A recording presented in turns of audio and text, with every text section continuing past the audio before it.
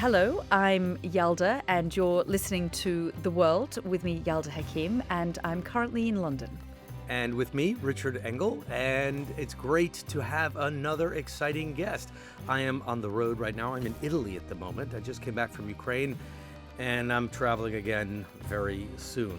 And today, Yalda, should we tell everyone who we've got with us? It's someone we've talked about before, and we have a lot of things to talk about with him. Yalda, you want to do the reveal? So we're very excited to have a very special guest on this week's podcast. Matt Pottinger, he is the former Deputy National Security Advisor under Donald Trump the first time round. He's an expert of foreign policy and with a particular focus and interest on Asia and China. And in many ways, I would say one of the people who led and focused the Trump administration when it came to their approach towards China, which really shifted after the Obama years. You can follow us wherever you get your podcasts, on Apple or Spotify. Send us your thoughts as well or questions at the usual place, theworld@sky.uk.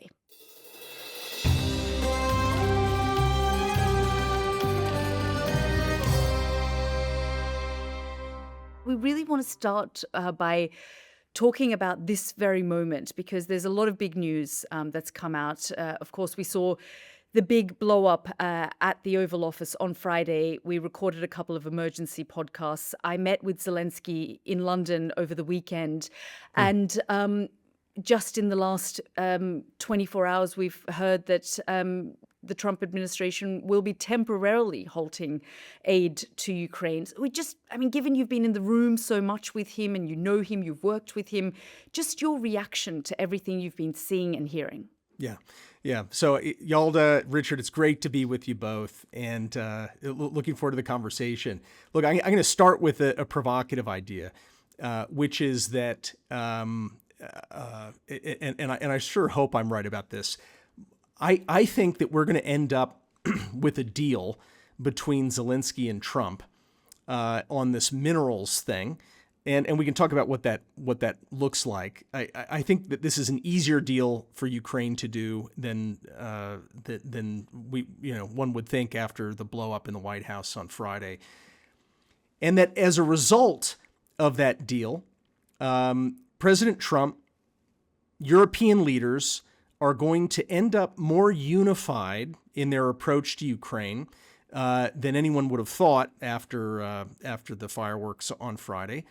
And then, as a result of that more unified position, we will essentially see Vladimir Putin having his bluff called.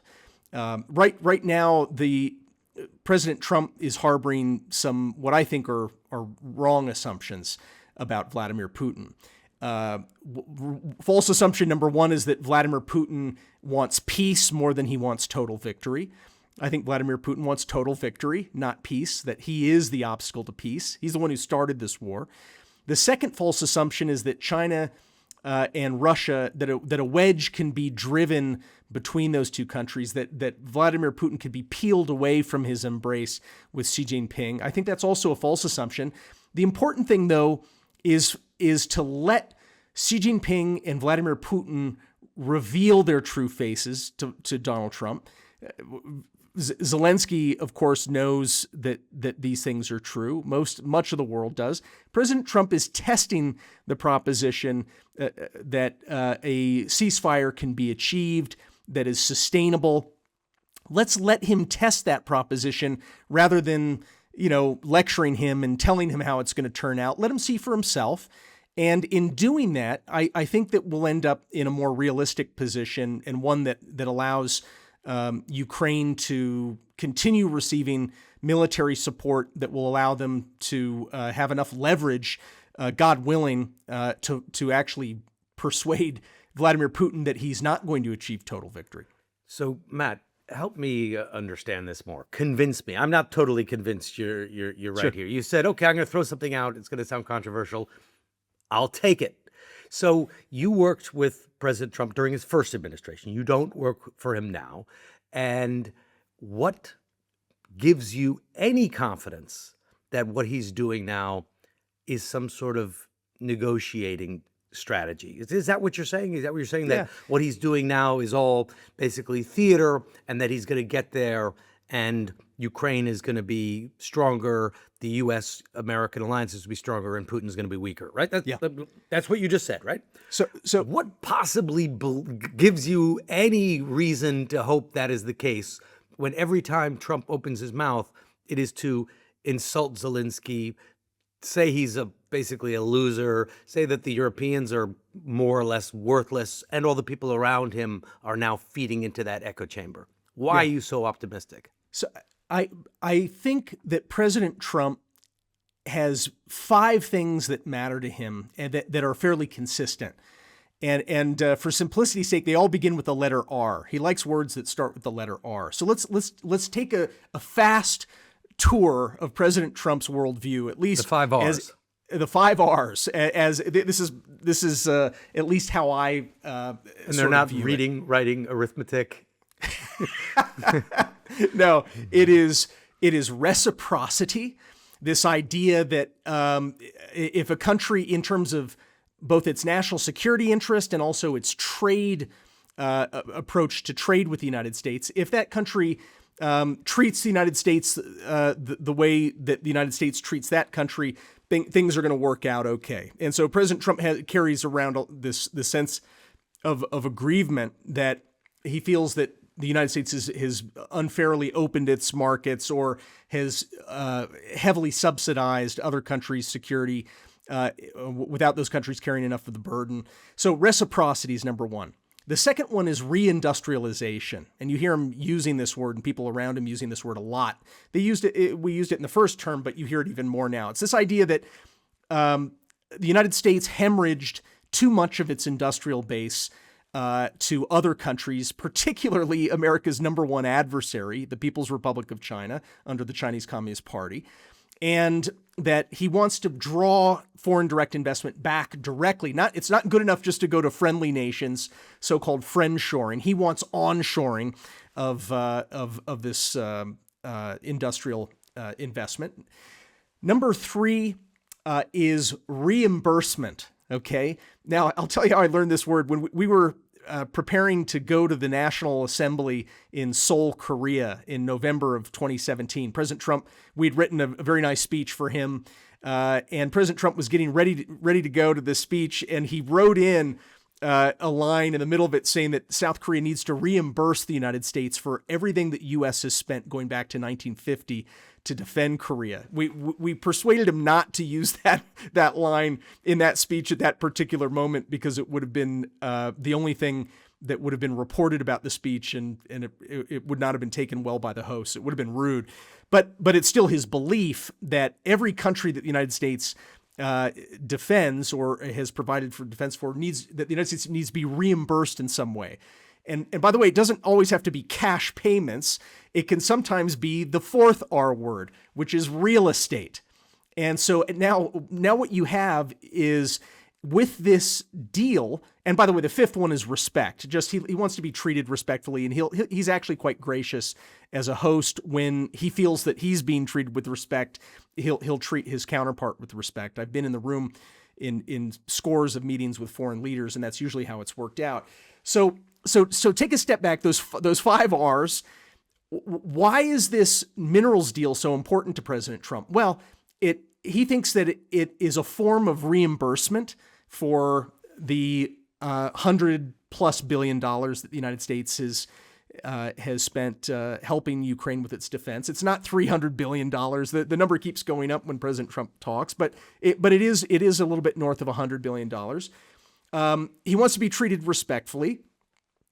That would allow him to think that if he has a stake in the development of minerals in Ukraine, and by the way, this is not such a hard give, I don't think, for Ukraine, because there's an immense amount of investment and work that goes into developing mineral deposits. Who knows if it even ever happens? But in President Trump's mind, it is like he's being paid back and shown respect and reciprocity for providing for Ukraine's defense. So the other thing that it does, if this deal gets done, is it then, and President Trump said as much right before the blow up on Friday with Zelensky. He said now the United States is a backstop because we're invested in the success of, let's call it, the 80% of Ukraine that is still controlled by Ukrainian soldiers and that hasn't been bulldozed by Russian invaders. Most of those mineral deposits are in free Ukraine, not in occupied Ukraine. And so President Trump says, look, now we've got American workers crawling around in hard hats. And as he put it, Putin's not going to play around if there are Americans there. So what I think you have here is a proposition from President Trump that is a lot less expensive to Ukraine than I think President Zelensky may have believed in his mind. I'm actually optimistic that it will get done because the logic of it is actually quite good for Ukraine. Matt, before the blow-up, I had someone say to me, just listen very carefully to what President Trump said just before the blow-up. So as you say, he said he'd now have a stake in Ukraine as a result of the minerals deal. He didn't rule out, putting boots on the ground, US boots on the ground as a sort of security guarantee. So they said to me, listen very carefully to what he said. And that deal was almost signed if that didn't happen. So this idea that the future of the minerals deal is up in the air. I mean, as you say, Donald Trump wants it. The other thing that I wanted to discuss and talk about was, let's not forget, A, he said this is temporary, but B, we saw aid halted to Ukraine once before when we saw the infighting between Congress. So, Ukraine has actually been in this position before. Yeah, and I would say, look, if I read the headline right this morning with my bleary eyes, before the sun came up this morning, it looked like President von der Leyen has proposed a 150 billion euro defense package, a fund to help fund munitions manufacturing and air defenses and all kinds of other things for Ukraine.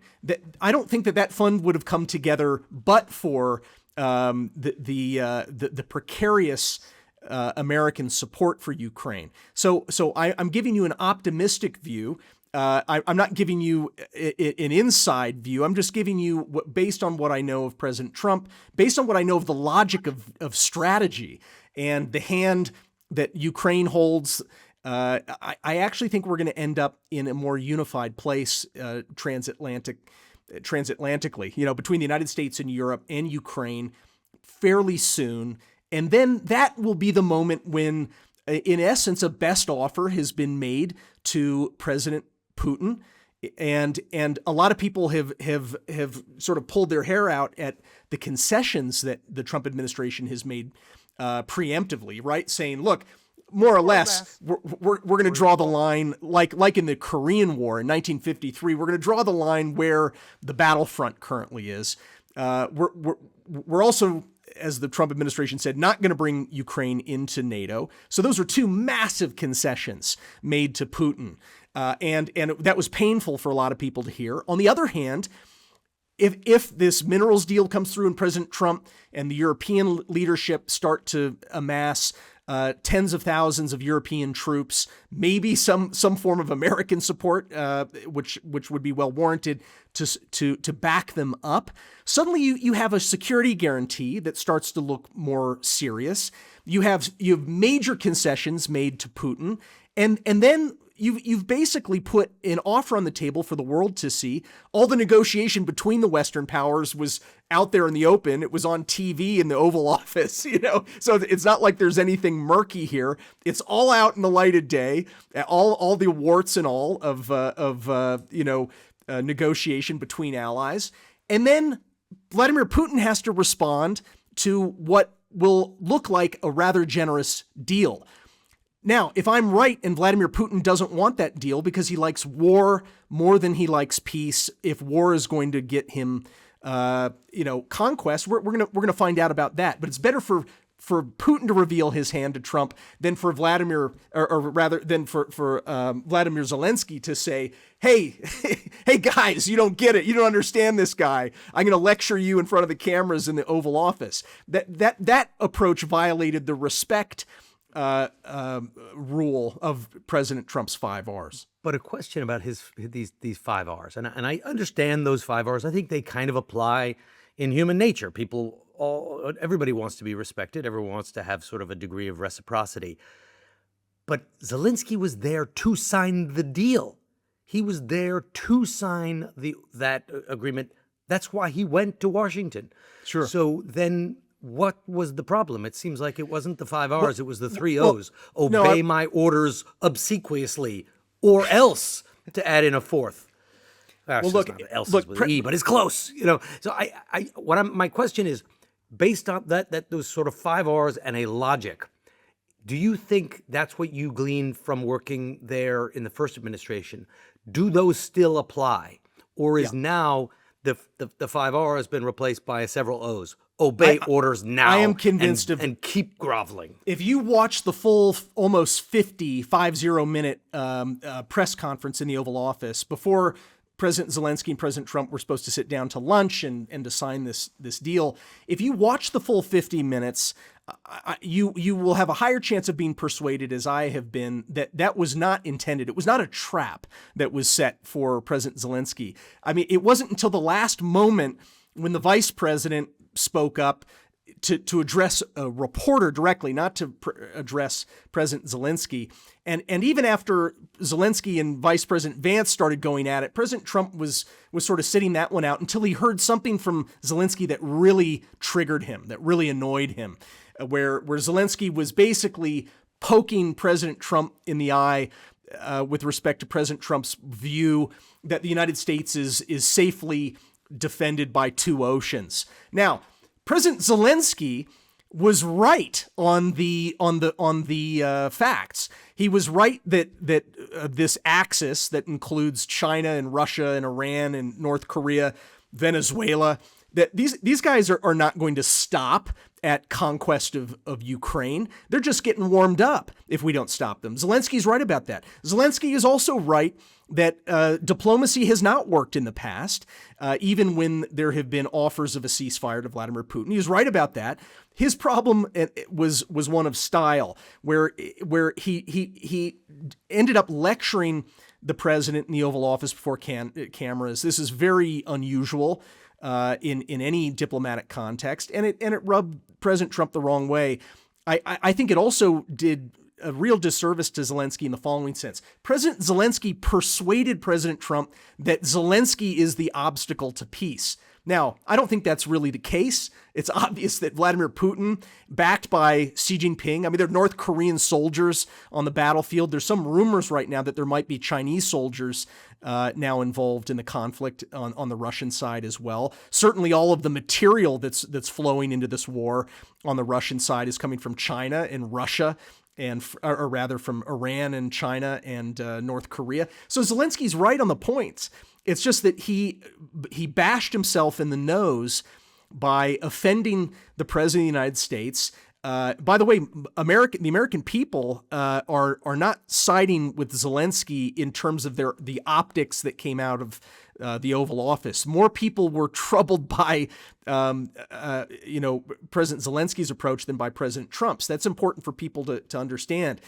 So, and finally, he persuaded President Trump, at least for the moment, that Zelensky is the one who's resisting peace. So let's recock, try to put the pieces back together, maybe end up with an even better security guarantee because I think that is essential, by the way. I don't think that a ceasefire is going to be sustainable at all if the security guarantee isn't sufficient to persuade President Putin that he'll be at war with NATO, essentially, even if it's individual NATO members backed by the United States. Matt, we're sort of got about 20 minutes left, so I just want to steer your attention towards China, because of course you're a massive voice on this. But I want to touch on a couple of things. I mean, the idea that we've heard just in the last 24 hours of the Trump administration inviting Russia to be a power broker in the Middle East, for example, could potentially create this split in transatlantic alliance and relations, which, frankly, we could find ourselves China exploiting that. Would you agree with Sure. that? I mean, if we were just to focus on China.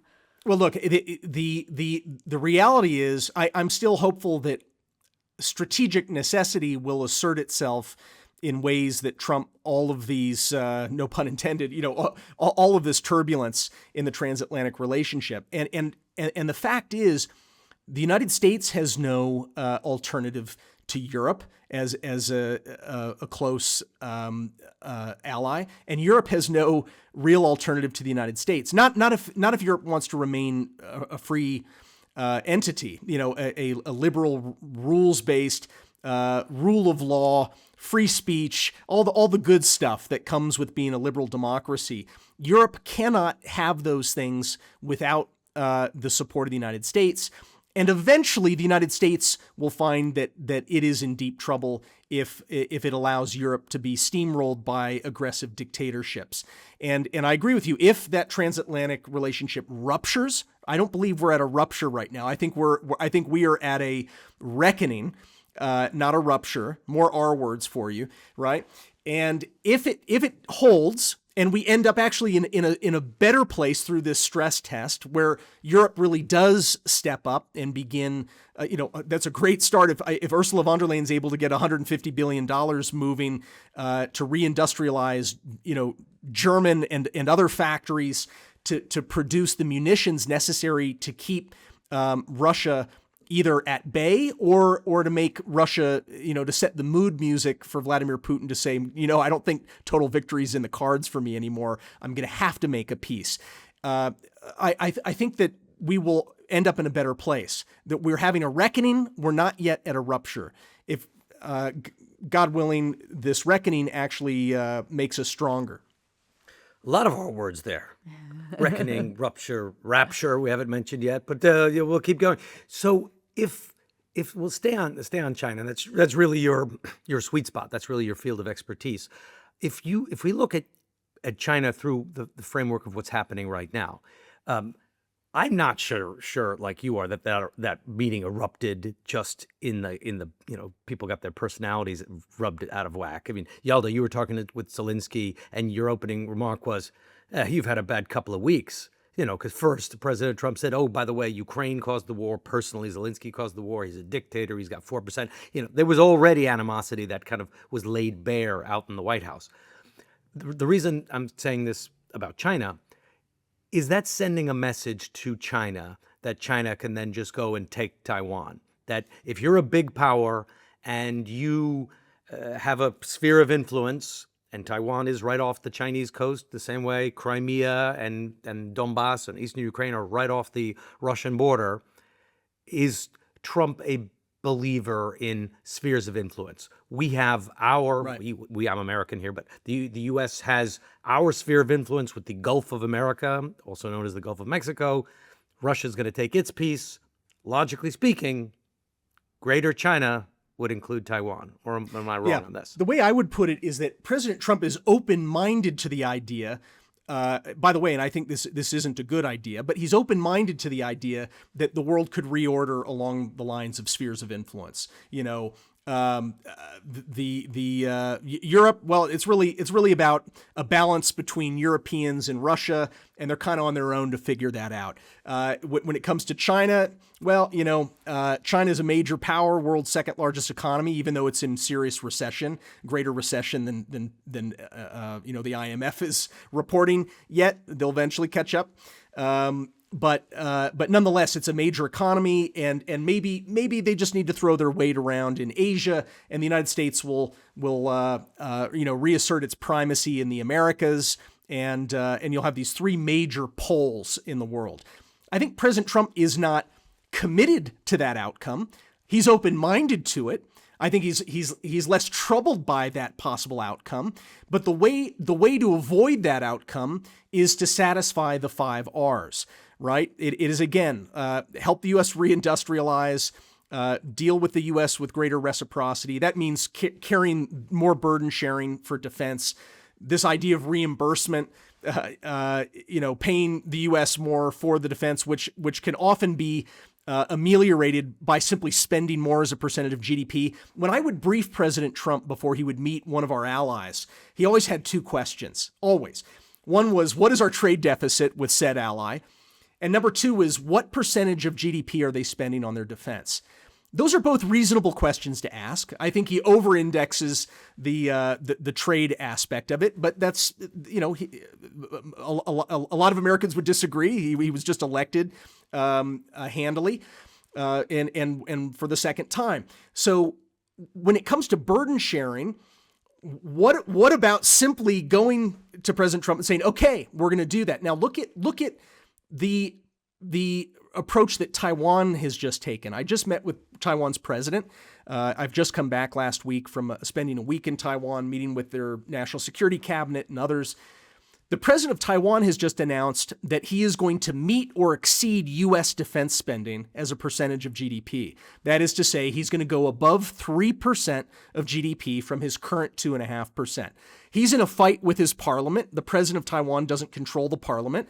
I met with parliamentary leaders in the opposition, explained to them how important of a signal it is to President Trump personally and to the United States generally, and also how important it is as a signal to Xi Jinping, who just thrives on the weakness of his neighbors, to send the signal that Taiwan is getting stronger, not treading water, certainly not retreating through its defense expenditures. And so that is a fabulous message that the president of Taiwan, Lai Ching-te, President William Lai, just made, announcing that he's going to exceed 3% of GDP. Now the onus is on the United States to actually deliver weapon systems that Taiwan is now willing to purchase. It already buys a lot from the United States, but he's willing to increase the budget massively if the United States will deliver what he orders in the way of weapons.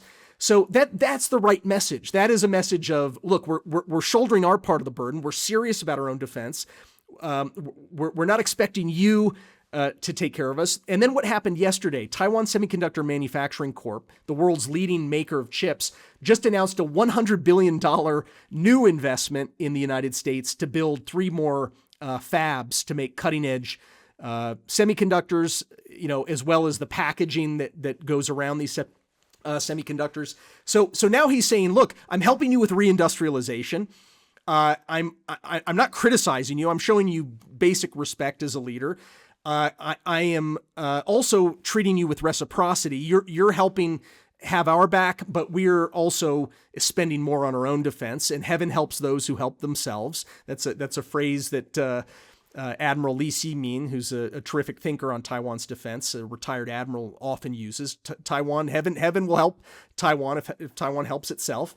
And so there you have in the space of a week, the president of Taiwan has satisfied 3 of Trump's 5 R's, right? He hasn't offered him a real estate deal. Not yet. Yeah, right, exactly. I just wanted to pick up on those points, because you talked about, when Richard was talking about the spheres of influence and whether, and you said President Trump would be open to sort of the sort of ordering of the world. You have said in your congressional testimony from a couple of years ago that, and you've just sort of alluded to it now as well, that Xi Jinping thrives on the weakness of his neighbors, but he also believes in, the ideology is that the West is in decline. You've said this.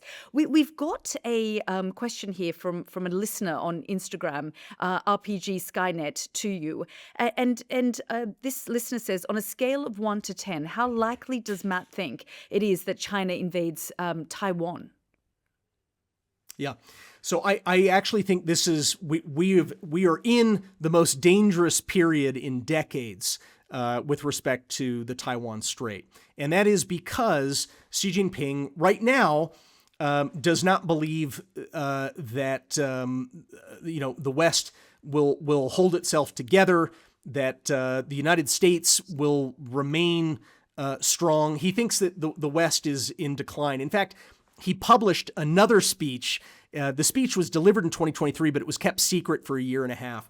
On New Year's Day, President Xi released in Chinese language only. He doesn't want us reading his internal speeches, but he does want the speeches to get out to inform the party broadly. Remember, he's got almost lucky you speak fluent Mandarin. So. Yeah, well, it's gotten rusty, but yeah, I do still spend a lot of time reading primary source documents and in Chinese. And sure enough, what does he say? He says the situation right now in the world can be described as the West is in chaos and China remains stable, and also the West is in decline and the East is rising. So this is Xi Jinping's big, he's counting on that becoming true, even though it's not strictly speaking true right now. We've got our problems right now. We're litigating them out in the open, sometimes in the Oval Office with foreign visitors. Nonetheless, China's economy is in retreat.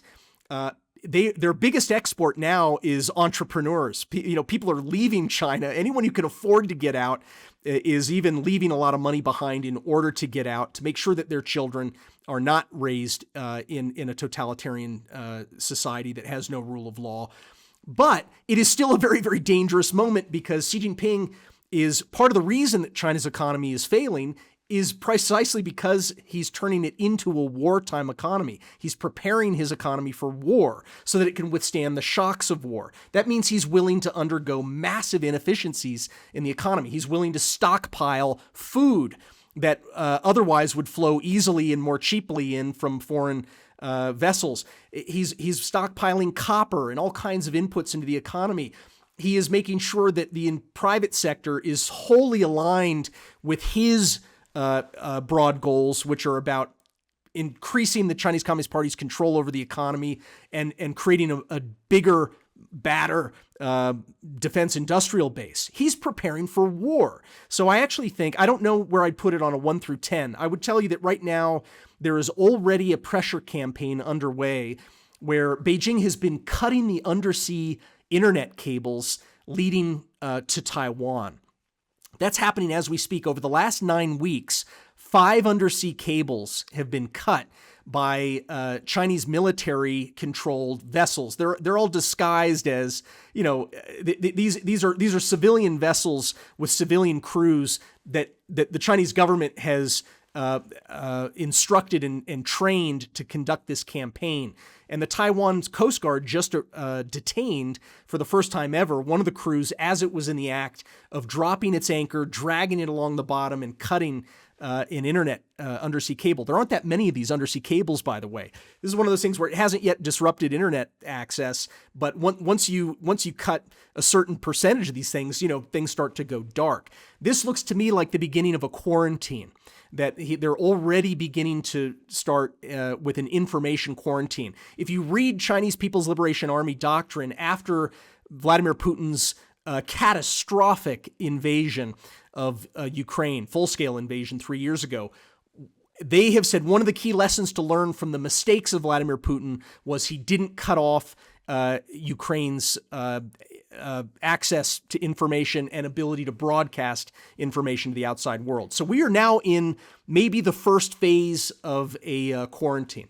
And that's exactly where I was going with this. The general prediction made by people like you and other experts in the field had always been, 3 to 5 years? That it would take a few years, I think 3 to 5, for China to sort of get its military up and running, get its economic reserves in order, and that it was going to come, that sort of a strangulation takeover was going to come, but down the road. It seems now with Trump too, that anything that was 3 to 5 years is now 3 to 5 days or weeks at the most, that the timelines have just shrunk so immensely. So are we now in a stage where we're not talking that this is going to happen, a strangulation style takeover in 3 to 5 weeks? Is it starting now? And you're seeing that the semiconductors companies putting money in the U.S. to sort of say, don't do a Ukraine to us. don't just throw us over the side of the ship. Don't bring us to the Oval Office and humiliate us. Yeah. So look, we don't know exactly what's in Xi Jinping's mind. What we found is that there's a very consistent thread through his internal speeches and messages, which is, we will unify Taiwan. That in fact, everything that Xi Jinping is doing domestically and globally, which is encapsulated in his bumper sticker phrase, the Chinese dream of the great rejuvenation of the Chinese nation. He has said the essence of the great rejuvenation is unifying China. So I think we should take that very, very seriously. I don't think he's bluffing there. But I also don't think that Xi Jinping is reckless. That is to say, I don't think he's going to move forward unless he thinks he can get away with it. What are the two major sort of preconditions that would satisfy his calculus that he can get away with it? One is, does Taiwan have significant capability to make it a pretty rough crossing? That Taiwan can turn the Taiwan Strait into what I call a boiling moat. That even though China's invested hundreds and hundreds of billions of dollars into building the world's biggest navy, those ships are extremely vulnerable in a amphibious assault scenario, and relatively cheap weapons can be used to sink a modern navy. We saw that from Ukraine. Ukraine used jury-rigged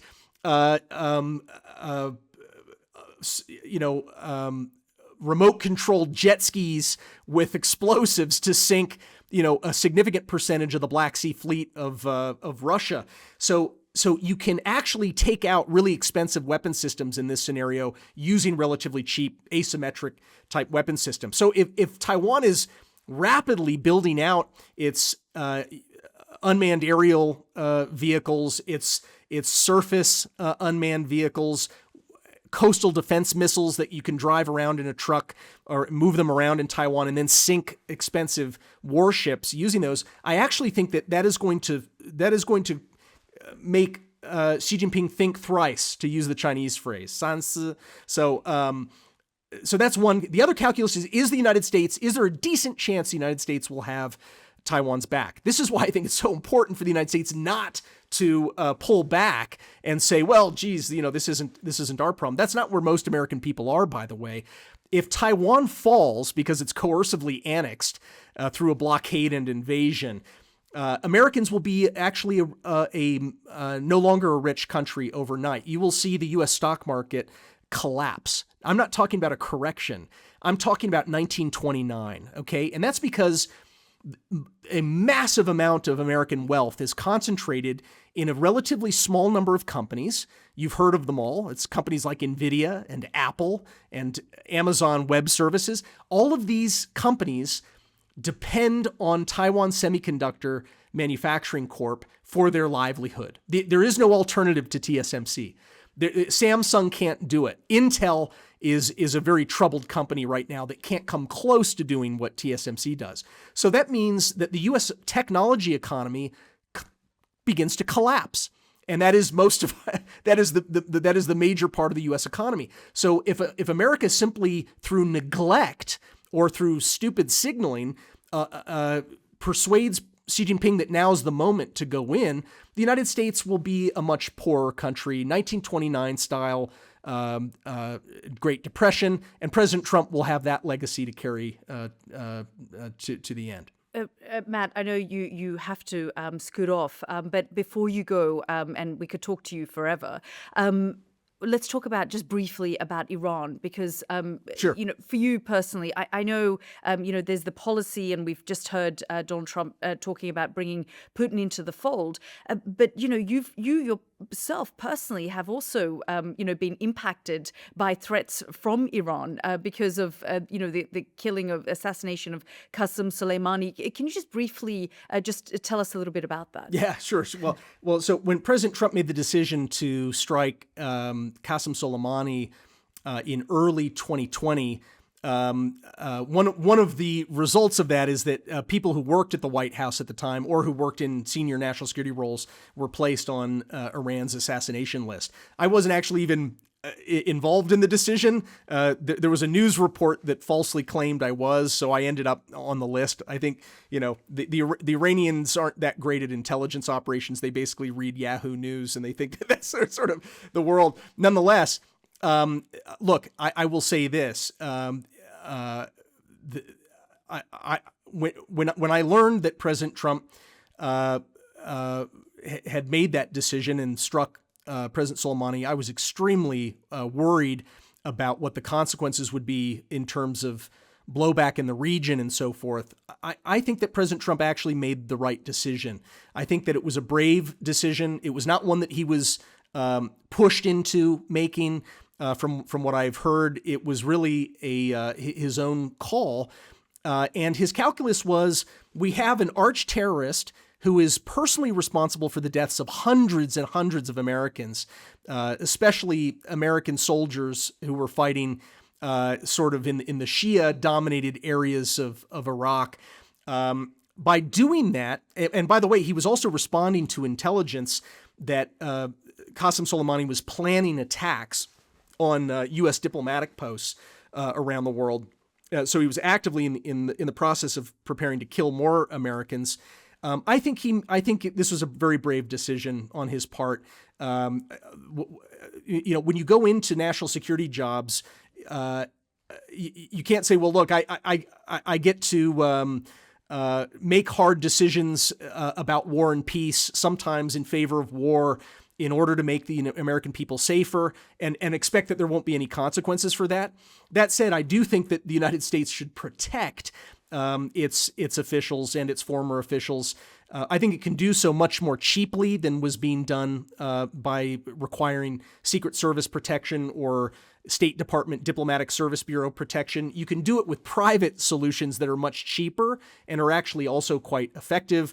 I'm under protection now from private services, and I'm safer as a result. But I do think that over the long term, it doesn't matter what administration you served in. Remember, the Biden administration killed the leader of Al-Qaeda. I think we should protect former Biden administration officials from being attacked by radical jihadists, seeking to avenge Al-Qaeda.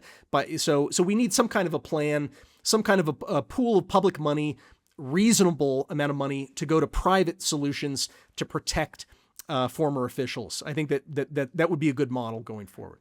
Matt Pottinger, always a pleasure. We had a deal. You've got to jump and grab a phone call. As Yalda and I both know, sometimes those calls cannot wait, but we want to keep this conversation going and fascinating. And I don't think people spend enough time thinking and actively trying to figure out what's going on vis-a-vis China, Taiwan.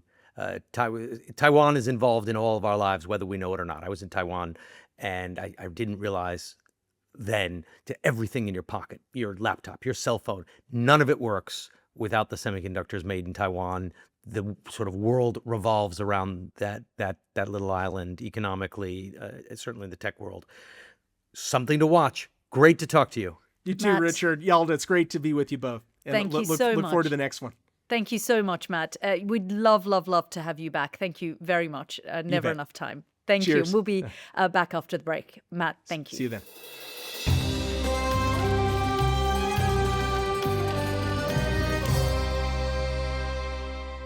Welcome back. So, Yalda, what did you make of that? Let's unpack a little bit about what we just heard.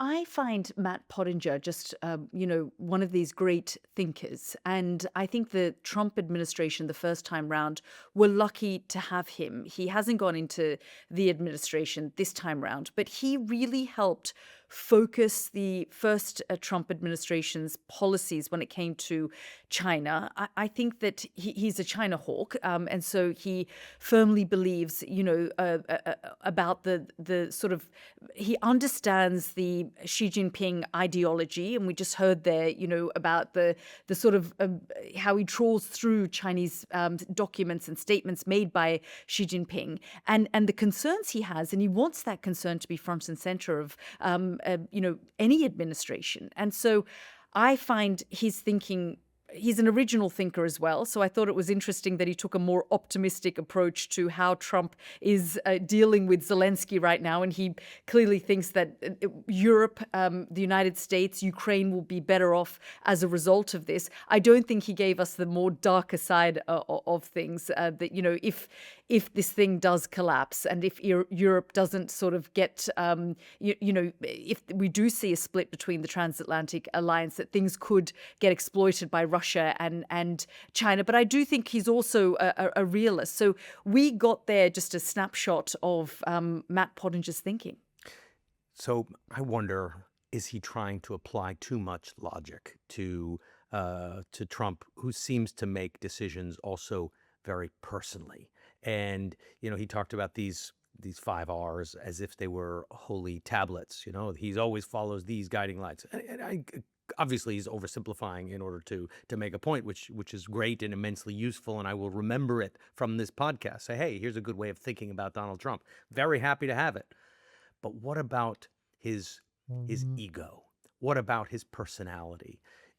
People have always asked me, what do you think about the comment by some cabinet member or the Secretary of State or the defense minister? As far as I can tell, none of them matter. They didn't matter very much in the first term. They were jettisoned out of the administration as soon as they said anything that would upset Trump, and now Trump has come back more confident than ever. So is this ghost in the machine, his ego, his personality, does that now override his sort of 5 basic principle, his logic that he knew?